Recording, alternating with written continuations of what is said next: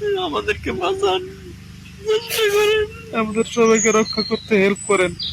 দেশবাসীর কাছে একটাই অনুরোধ। আসসালামু আলাইকুম দেশবাসী, আপনারা সবাই কেমন আছেন?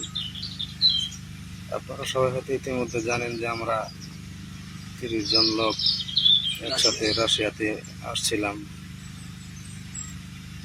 30 জন একসাথে আসার পরে আমাদেরকে আমাদের এজেন্সি 2 জন রাশিয়ানের হাতে উঠাই দিছিল। তারা আমাদেরকে কোনো আসার পরে কোনো ধরনের মোবাইলের মাধ্যমে কোনো হেল্প করে নাই, কোনো নেট দেয় নাই, ফোন নিয়ে নিছিল। আমাদের কাছে কোনো নেট ছিল না। আমাদেরকে আলতু ফালতু বোঝায় বলছিল যে আমাদেরকে টুন কোম্পানিতে কাজ দেবে, কনস্ট্রাকশন সাইটে কাজ দেবে। এই সমস্ত কথাবার্তা বলে আমাদেরকে মনে করেন যে যুদ্ধক্ষেত্রে পাঠিয়ে দিয়েছে, আমাদেরকে বিক্রি করে দিয়েছে। আপনারা হয়তো ইতিমধ্যে জানেন। এবং ওইখান থেকে আসার পরে আমাদের একটা ক্যাম্পে নিয়ে আসা হয় 30 জনকে। ওইখান থেকে 14 জনকে এক ক্যাম্পে পাঠানো হয়, আর আমাদের 16 জনকে আরেক ক্যাম্পে পাঠানো হয়। এখানে নিয়ে আসার পর আমাদেরকে 3 থেকে 4 দিন ট্রেনিং করানোর পর 5 জন 6 জন করে একদম ফোন লাইনে পাঠানো হয়েছে যুদ্ধ করার জন্য। সেই ফোন লাইনটা হচ্ছে গেসাবল জঙ্গল। হ্যাঁ, সেখানে মাটির নিচে গ্রেনেড থাকে, মাইন পোতা থাকে, উপরে ড্রোন থাকে, আর আমাদেরকে ড্রোন দিয়ে কন্ট্রোল করা হয়। মাছের টুক হিসেবে আমাদেরকে ইউজ করা হয়। আমাদেরকে ডাইনে যেতে বললে ডাইনে যেতে হয়, বামে যাইতে বললে বামে যাইতে হয়। এইভাবে আমাদের এখান থেকে 12 জন মানুষ মারা গেছে। এই 12 জনের ভিতরে 12 জন মানুষ মারা গেছে পরিপূর্ণ বলতে পারবো না, আপনারা হয়তো জানেন। হ্যাঁ, আমরা 4 জন এখন জীবিত আছি, আমরা 4 জনই আহত। এই যে মাইনুদ্দিন ভাই আমার সাথে, ওনার বাড়ি চাঁদপুরে, মাথায় টোন হামলায় আহত হয়েছে। আমি বাম হাতে আহত হয়েছি।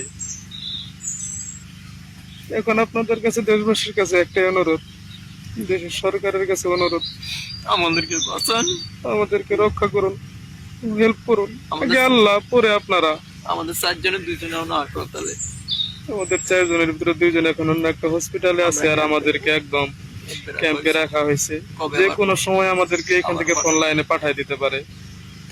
কখন পাঠায় সেটা আমরা জানি না, আল্লাহ ভরসা, আল্লাহ ভালো জানে। আর আমরা তো ভাষাও বুঝি না, কোনো কিছু বুঝি না, বুঝাইয়া বলতেও পারি না। আমাদেরকে যখন যা বলে তাই করতে হয়। আর আমাদেরকে অনেক নির্যাতন করছে। ফোন লাইন থেকে যখন আমরা আহত হয়ে ফেরত আসছি, তখন আমাদেরকে ওই অবস্থায় আবার যাইতে বলে ফোন লাইনের যুদ্ধের জন্য। এখন আমরা যাই নাই বিধায় আমাদের মারধর করছে, মাটির নিচে ভাঙ্গার আটকায় রাখছে 5 থেকে 6 দিন।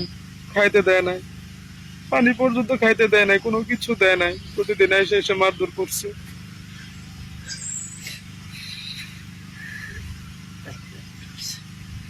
আপনাদের কাছে একটা অনুরোধ, দেশের প্রধানমন্ত্রীর কাছে অনুরোধ, আমাদেরকে বাঁচান, চেষ্টা করেন। আমাদের সবাইকে রক্ষা করতে হেল্প করেন। দেশবাসীর কাছে একটাই অনুরোধ। আর সবার বাড়িতে ছোট ছোট বাচ্চা আছে, আমার বাড়িতে একটা 5 মাসের বাচ্চা আছে। আমরা তো এই জীবন চাই নাই। আমরা আসছিলাম শুধুমাত্র ডাল ভাত খেয়ে বাঁচার জন্য, আমাদেরকে এভাবে বিক্রি করে দিছে।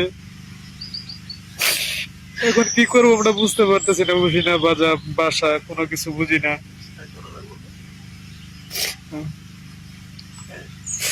আমাদেরকে রক্ষা করুন প্লিজ, আমাদেরকে রক্ষা করতে হেল্প করুন।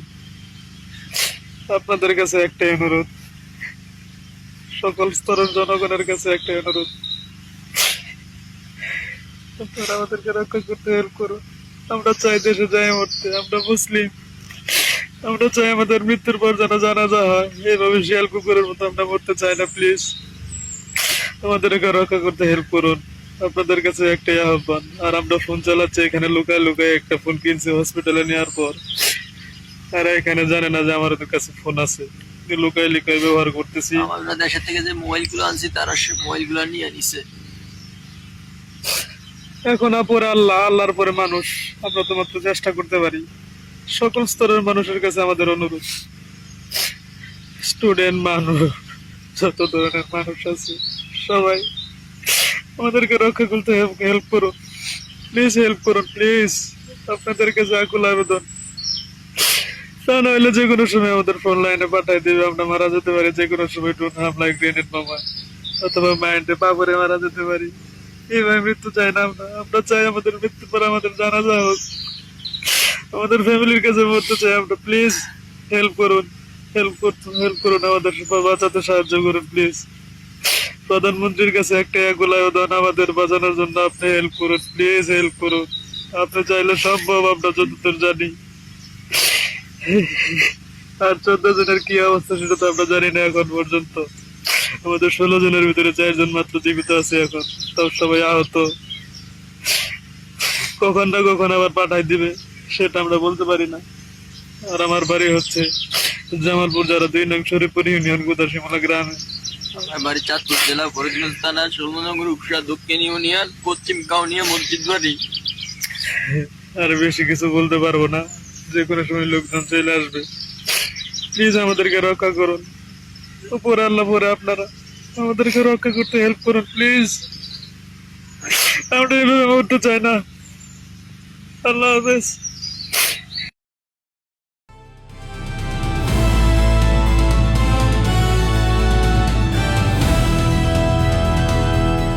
দিনাজপুর টিভি, মানুষের জীবনের কথা বলে।